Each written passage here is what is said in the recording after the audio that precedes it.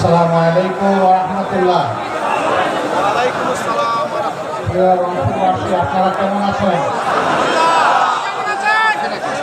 আপনাদের বাসায় কোনটা বাহে নাকি কি আমি বুঝতে পারতেছি না, এরকম কিছু? আলহামদুলিল্লাহ। হ্যাঁ, কেমন আছেন বাহে? আলহামদুলিল্লাহ আলহামদুলিল্লাহ আলহামদুলিল্লাহ রাব্বিল আলামিন। والصلاة والسلام على رسوله الكريم وعلى آله وصحبه وأهل بيته أجمعين।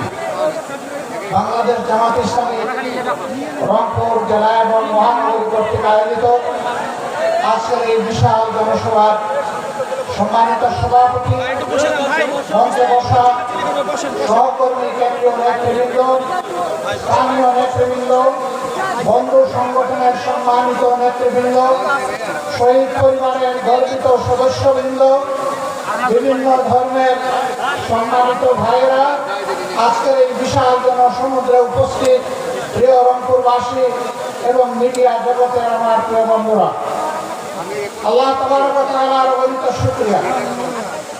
কার্যত দুপুর 2টা থেকে এই আয়োজন চলছে। প্রখর রোদের মধ্যে সামনে পুড়িয়ে আপনারা কিন্তু জনসভার স্থল ত্যাগ করেন নাই, আপনারা বসে আছেন। আমি বিশ্বাস করি আজকে আপনারা এসেছিলেন আমাকে দেখার জন্য নয়, আপনারা এসেছিলেন একজন জীবন্ত শহীদকে দেখার জন্য। সম্মানিত ভাইরা, আপনারা জানেন স্বাধীনতার 54 বছর বাংলাদেশ জামাত ইসলামী তার সাধ্যমতো জনগণের সুখে দুঃখে পাশে থাকার চেষ্টা করেছে। জনগণের প্রত্যেকটি ন্যায় অনুগত দাবি আদায়ের জন্য সমানকালে ঘরে বাইরে লড়াই করেছে। এদেশের জনগণের মুখের অধিকার নিশ্চিত করার জন্য কারো মাথায় যে প্রস্তাবনা আসে নাই, জামাতে ইসলামীর তৎকালীন আমির জনাব অধ্যাপক গোলাম আজম রাহিমাহুল্লাহ সর্বপ্রথম এই জাতির সামনে জাতীয় সরকারের প্রস্তাবনা উপস্থাপন করেছিলেন, যার ভিত্তিতে 91 সালে ওই কায়দায় একটা নির্বাচন হয়েছিল। পরপর আরো 2-3টি নির্বাচন হয়েছে। তারপর থেকে সেই কেয়ারটেকার সরকারকে দিয়ে ফেলা হয়েছে।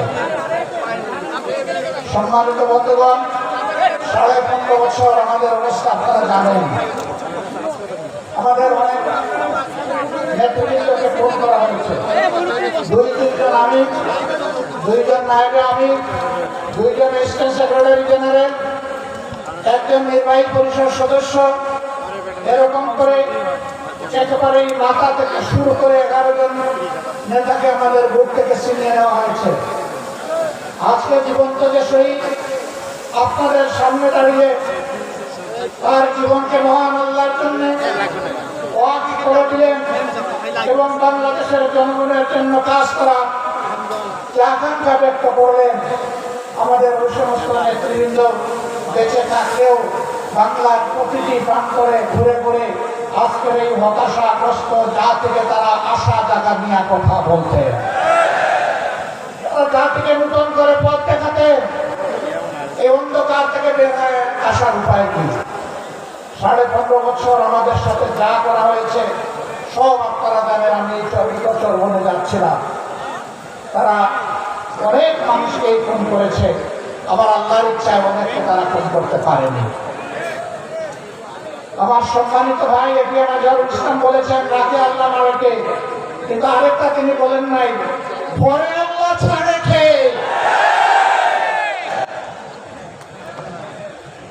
আল্লাহ তাআলা সহজে ধরেন না, কিন্তু ধরা চাইলে তার চঙ্গল থেকে কেউ বাঁচে না। মহান মাবুদের দরবারে হাজার শুকরিয়া। সম্মানিত নেতৃবৃন্দ অন্যায়ের কাছে এক মুহূর্তের জন্য মাথা নত করেন না। আল্লাহ দেওয়া সম্মানের মাথা বারবার লুকিয়ে পড়েছেন, মাটিতে নত করেছেন, কিন্তু দুনিয়ার কোনো অপশক্তির চক্রাঙ্গানিকে তারা পরোয়া করেন নাই। কোন লোক লাশার দিকে ফিরে তাকাননি। হুমকি দমকিকে পাত্তাই দেন, বরঞ্চ হাসির মঞ্চে গিয়েছেন হাসতে হাসতে। কারণ তারা জানেন যে অভিযোগ তাদের বিরুদ্ধে করা হয়েছে এটি 16 আনা মিথ্যা। আর জনাব আজহারুল ইসলাম ভাইয়ের মামলা রায়ের মধ্য দিয়ে প্রমাণ হয়েছে এটা আসলেই 16 আনা মিথ্যা। তারা যদি বেঁচে থাকতেন, আমরা আদালতের আশ্রয় নিতাম, আমরা নিশ্চিত একই ন্যায় বিচার, একই রায় আমরা পেতাম। কোনো আফসোস নাই, কোনো আফসোস নাই।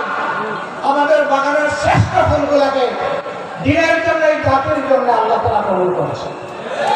আলহামদুলিল্লাহ। ছোট আল্লাহ তাআলার দরবারে আরজ করি, হে আল্লাহ, তোমার এই বান্দাগুলাকে মর্যাদাবান শহীদের কাতারে মিশিয়ে দাও। হযরত হামজা রাদিয়াল্লাহু তাআলা আনহুর মিশরের কর্মী হিসেবে কবুল করো।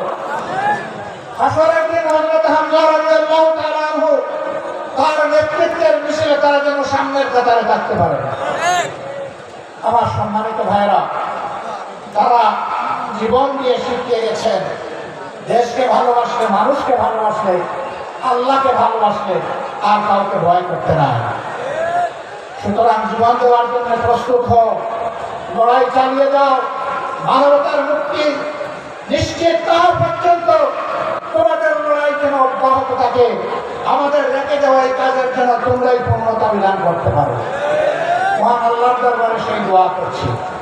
আফসোসের বিষয় এই যে আবু সাঈদদের শাহাদাতের জীবন বাজি রাখা লড়াই এবং জীবন উৎসর্গ করার বিনিময়ে আজকে বাংলাদেশের মানুষ, আমরা যারা মুক্তি পেলাম, তারা কেন ধৈর্য ধরতে পারছি না।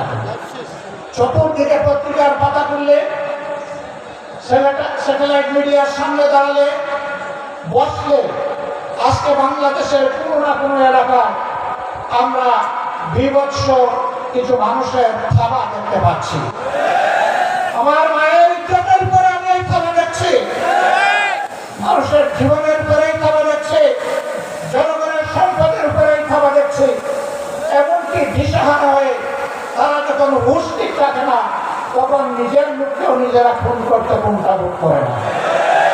এবারে ভাই, তোমাদের এই অবস্থা যদি এই 24-এর পরিবর্তন না হতো, তোমরাও কি এইভাবে মুক্ত বাতাসে আল্লাহ তো আসমানের নিচে চলাফেরা করতে পারতা?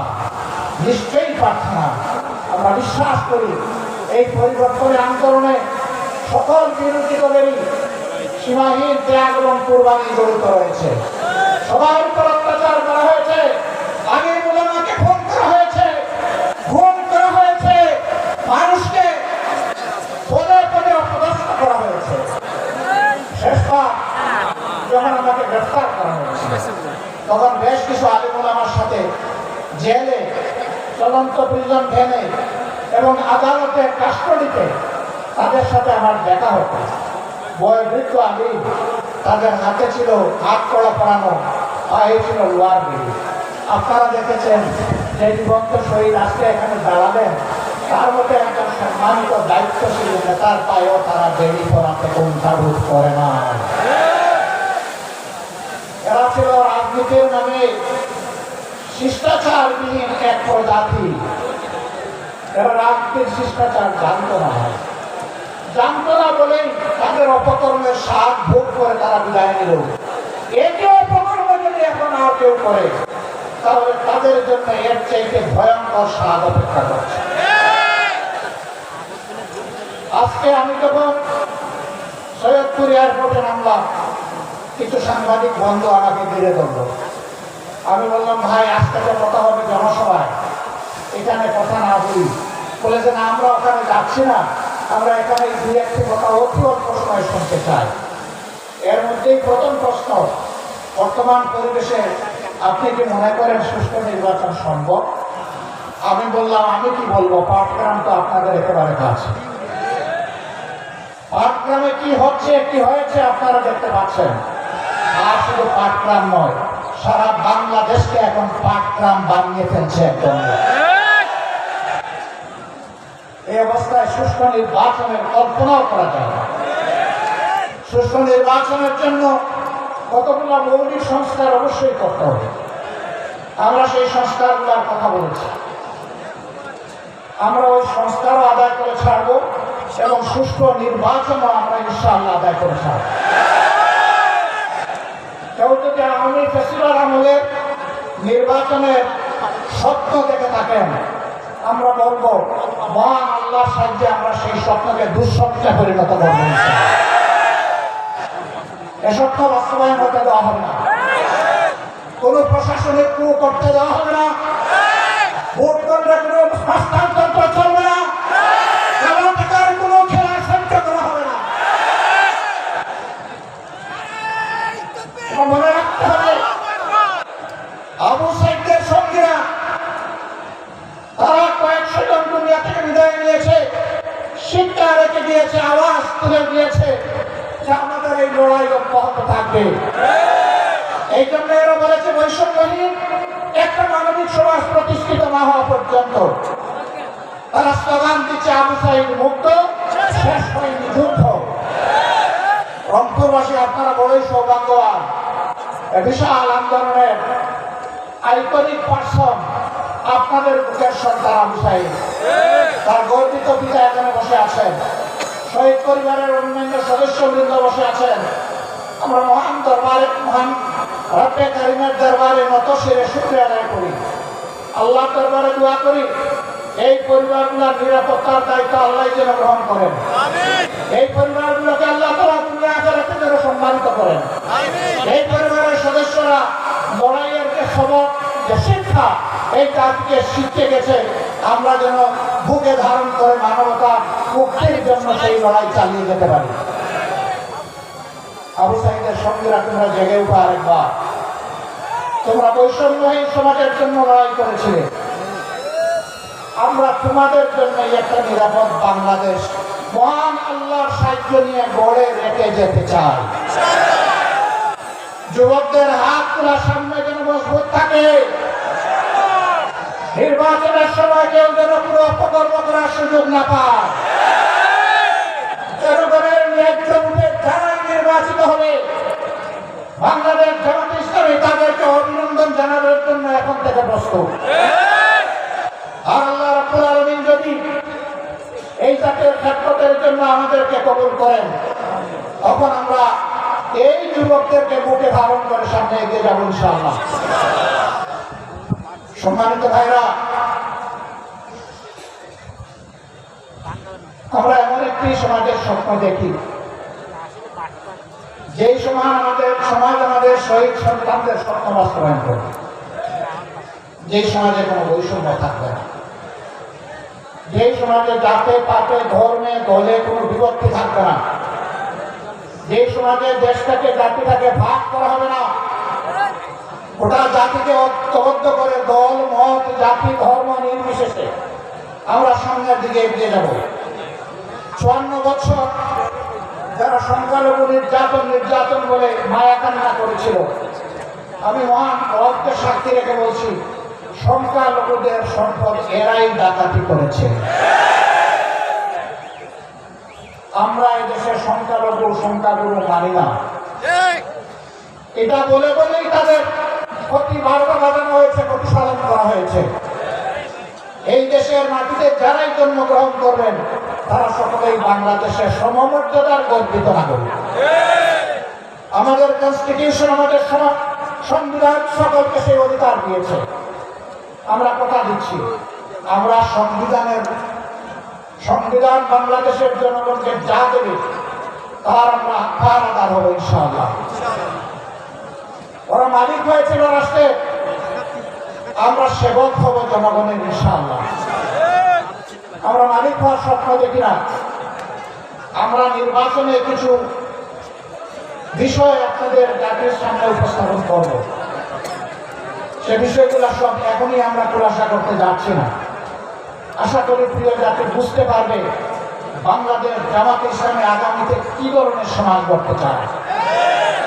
আমরা শুধু এতটুকু বলতে পারি, রাসূল করিম সাল্লাল্লাহু আলাইহি সাল্লাম যেই সমাজটা করে দুনিয়া থেকে বিদায় নেওয়ার আগে বিশ্ববাসীর সামনে ঘোষণা দিয়েছিলেন, আজ বিশ্ব সম্প্রদায়ের কাছে এমন একটি সমাজ উপহার দিয়ে যাচ্ছে যেই সমাজে ইয়েমেনের সানা থেকে মরক্কোর হাজারামাউত পর্যন্ত ৩,৫০০ মাইলের রাস্তা। একজন পূর্ণ বয়স্ক যুবতী তার সমস্ত সংখ্যা নিয়ে একা একা সফর করবে, কোন জালিমের চোখ তার দিকে তুলে তাকানোর সাহস করবে না। মহান রব ছাড়া কাউকে তার ভয় করার প্রয়োজন হবে না। সেই দেশ আজকে বিশ্ববাসীকে উপহার দিয়ে যাচ্ছে। আল্লাহর নবী মুহাম্মদুর রাসূলুল্লাহ সাল্লাল্লাহু আলাইহি ওয়াসাল্লাম তিনি আর ফিরে আসবেন না, কিন্তু তিনি তার অগণিত উম্মত বুঝিয়ে রেখে গিয়েছেন। আমরা সেই মদিনার ছায়ার আলোকেই খেলাফত আলা মিনহাজুন নবুওয়া এই বাংলাদেশে আমরা দেখতে চাই।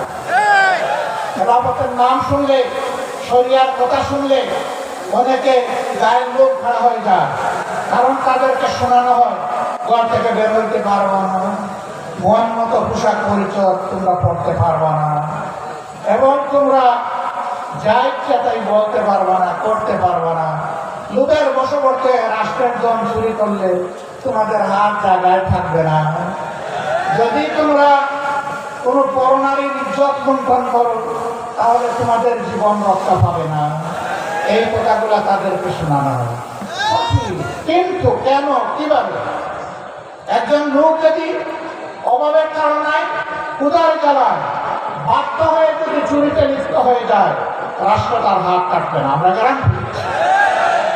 আগে রাষ্ট্র তার পেটের ক্ষুধা, পেটের আগুন নামানোর চেষ্টা করবে। এই রাষ্ট্রকে আমরা নাগরিকের অন্য বস্ত্র, বাসস্থান, খাদ্য এবং চিকিৎসা শিক্ষার ব্যবস্থা করতে পারে না, সেই রাষ্ট্রের তার নাগরিককে শাস্তি দেওয়ার অধিকার থাকতে পারে না। বলবেন তাইলে এখন যে যার মতো করে চলবে না। ওই রাষ্ট্র গড়ার আগ পর্যন্ত বর্তমান সংবিধান অনুযায়ী দেশের নিয়ন্ত্রণ এবং আইন শৃঙ্খলা সরকারকে রক্ষা করতে হবে। ভাইয়েরা, জায়গায় জায়গায় আমরা দেখছি, সাংবাদিক বন্ধু দ্বিতীয় প্রশ্ন করেছিল, দেশে বিভিন্ন মব হচ্ছে, আপনারা এগুলা সমর্থন করেন কিনা? আমরা বলছি মব কোনো নতুন কালচার নয় বাংলাদেশে। ৭২ সাল থেকে এই মব চলছে। ৭২ সালে স্বাধীন বাংলাদেশে নারীদের স্তন কেটে মালা বানিয়ে গলায় পড়েছে এমন কুলাঙ্গার এখনো বাংলাদেশে জীবিত আছে। সে নারী যেই হোক, সে আমার মা, সে আমার বোন, সে আমার মেয়ে, তার স্তন কাটা তো দূরের কথা, তার ইজ্জতে হাত দেওয়ার অধিকার আমার আল্লাহ কাউকে দান করেননি। সেগুলা কি মব ছিল না? জীবন্ত মানুষকে কুচিয়ে কুচিয়ে বেরোর দিয়ে ক্যামেরার সামনে, মুভি ক্যামেরার সামনে হত্যা করা হয়েছে, সেগুলোও মব ছিল। এই বলে আমরা কি মবকে সমর্থন করব? না, সমর্থন করার প্রশ্নই উঠে না। কোন নাগরিক নিজের হাতে আইন তুলে নেওয়ার এখতিয়ার রাখেন না। রাষ্ট্রের বিদ্যমান আইন, সে যে আইন হোক, সেই আইনের ভিত্তিতে বিচার হবে যদি কেউ অপরাধ করে থাকে। অপরাধের বিচার করার দায়িত্ব জনগণের নয়, এই দায়িত্ব বিচার বিভাগের, সরকারের পক্ষ থেকে বিচার বিভাগ এবং সরকারকে, নির্বাহী বিভাগকে মিলেই বিচার নিশ্চিত করতে হবে। ২৪-এ গণবিপ্লবে, গণ আন্দোলনে যারা নিহত হয়েছে, যারা ক্রিটিক্যালি ইনজিওর্ড হয়ে আহত হয়েছেন, যারা পঙ্গু হয়েছেন, যারা মেরুদণ্ডে বুলেট বিদ্ধ হয়ে জীবন্ত লাশ হয়ে নিজের ঘর কিংবা হাসপাতালের বিছানায় পড়ে আছেন, এখনো তাদের চিকিৎসা আমরা দিতে পারিনি। এই উপকরণে যারা সরাসরি জড়িত ছিল, তাদের বিচার এই দেশের জনগণ দেখতে চান। তাদের বিচার যদি হয়, তাহলে ভবিষ্যতে কেউ কোনো দলকে তুষ্ট করার জন্য জনগণের উপর এই ধরনের নোংরা হামলা চালানোর আর দুঃসাহস দেখাবে। আর যদি বিচার না হয়, তাহলে অবিচারের সংস্কৃতির কারণে বাংলাদেশ একটা জঙ্গলে পরিণত হবে। আমরা কি আমাদের দেশকে জঙ্গলে পরিণত করতে দেব? প্রশ্নই উঠে না। সম্মানিত ভাইরা, আগামী নির্বাচনকে সামনে রেখে বহু ধরনের ষড়যন্ত্র আমরা লক্ষ্য করছি, বহু ধরনের কথাবার্তা ময়দানে শুনতে পাচ্ছি, বহু ধরনের ইঞ্জিনিয়ারিং এর আলামত বুঝতে পারছি। আমরা সবাইকে স্মরণ করিয়ে দেই, এই শেখ হাসিনা, তার হাতে সবল বাহিনী ছিল, দুর্দণ্ড প্রতাপ ছিল, জায়গায় জায়গায় নিজের লোক বসিয়েছিল, এরার মাস্তানদের দিয়ে রাষ্ট্র পরিচালনা করেছিল। কিন্তু যখন জনগণের জাগরণ, জনগণের বিস্ফোরণ যখন হয়েছে, তখন কি তাকে আর কেউ রক্ষা করতে পেরেছে? তাহলে যেই জনগণ এত মূল্য দিয়ে একটা পরিবর্তন এনেছে, সেই জনগণ আরেকটা ফেসিবাদ কায়েম করতে দিবে না ইনশাআল্লাহ। আমরা আপনাদেরকে কথা দিচ্ছি, ফেসিবাদ বিরোধী এই লড়াই ততদিন চলবে যতদিন প্রিয় দেশের বুকে ফেসিবাদের সামান্য চিহ্ন বর্তমান থাকবে। ফেসিবাদকে নিশ্চিহ্ন না করা পর্যন্ত আমাদের লড়াই কেউ থামাতে পারবে না ইনশাআল্লাহ। আর আমরা বিশ্বাস করি এই সকল কিছু নির্ভুল পূর্ণাঙ্গ একমাত্র সমাধান হচ্ছে আল্লাহর কোরআন এবং নবী মুহাম্মদ রাসূলুল্লাহ সাল্লাল্লাহু আলাইহি সাল্লামের শাসন। এর বাইরে মুক্তির, শান্তির, ইজ্জতের, নিরাপত্তার কোনো রাস্তা নেই। রাস্তা একটাই, সেই রাস্তায় আজকে সমস্ত দেশপ্রেমিক এবং ইসলামী দল এক সুতে মিলিত হচ্ছে। আপনারা দোয়া করুন এই সুদের প্লাবন সমাজের সমস্ত আবর্জনাকে যেন ভাসতে নিয়ে যায়, কিছুই যেন না থাকে। থাকবে শুধু এই দেশের সৎ এবং সত্যপন্থী লোকেরা। সে যে ধরনের লোক হোক, যে ধরনের লোক হোক, কোনো আপত্তি নাই। এখানে কোনো দুষ্কৃতিকারীকে আর প্রশ্রয় দেওয়া হবে না ইনশাআল্লাহ। সম্মানিত ভাইরা, আজকে আমরা বিভিন্ন জায়গায় যা দেখতে পাচ্ছি, এখানে ওখানে বিভিন্ন আক্রমণ এবং আইন শৃঙ্খলা বাহিনীকে কাজ করতে না দেওয়া। আমরা আইন শৃঙ্খলা বাহিনীকে বলি, অতীতে যারা অপরাধ করেছে তাদের ব্যাপার রাষ্ট্র দেখছে। এখন আপনারা যারা দায়িত্বে আছেন, আপনারা দায়িত্ব পালন করুন। আপনারা ন্যায়ের পথে থাকবেন, আপনারা অন্যায়ের বিরুদ্ধে ব্যবস্থা নেবেন। জনগণ আপনাদের পাশে দাঁড়িয়ে আপনাদেরকে শক্তি দিবে ইনশাআল্লাহ। আমরা আপনাদের পাশে থাকবো, কিন্তু অন্যায় করতে দেখলে সবার আগে আমরাই কিন্তু প্রতিরোধ গড়ে তুলব। অতএব অন্যায়কারীদের পক্ষ নেবেন না, ফ্যাসিস্টদের পক্ষ নেবেন না, জনগণের পক্ষে থাকবেন, কারণ জনগণ আপনাদেরকে রাষ্ট্রের এই দায়িত্ব দিয়েছে। অতএব জনগণের বিরুদ্ধে যারা যায় তাদের কি পরিণতি হয়েছে সেদিকে একটু তাকালেই চলবে। আমরা চাই না বারবার এই দেশে একই পরিণতি যেন আরো কিছু মানুষকে ভোগ করতে হয়, বরঞ্চ আমরা চাই প্রিয় দেশে সকল শ্রেণী পেশার মানুষ একত্রিত হয়ে